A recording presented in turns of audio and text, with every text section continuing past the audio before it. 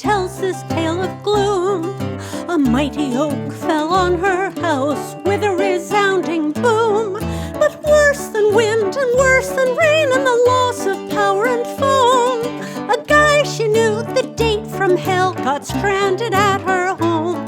He was an awful jerk, he was an awful jerk. He stamped and swore and tore his hair, he wouldn't pee outdoors. He didn't want her dogs inside, he was a klutz with chores. He clung to her like kudzu vine, a whining, sniveling simp. And though he stood o'er 6 feet tall, he was a total wimp. He was an awful jerk, he was an awful jerk. Dead trees and limbs and power lines lay all across the road. So she was stuck there in her house with this obnoxious toad. It took 3 days with saw and axe to cut an egress out. When finally he drove away, her sanity was in doubt. He was an awful jerk, he was an awful jerk.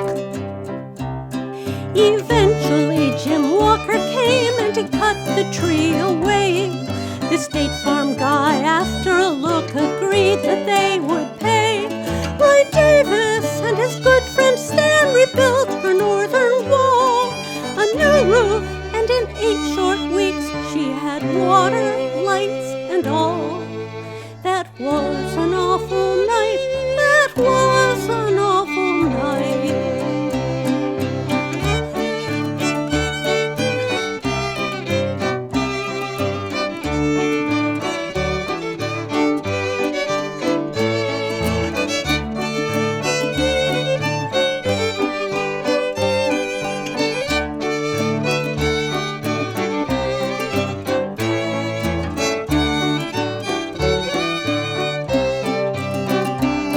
She's older now and wiser too from living through the storm.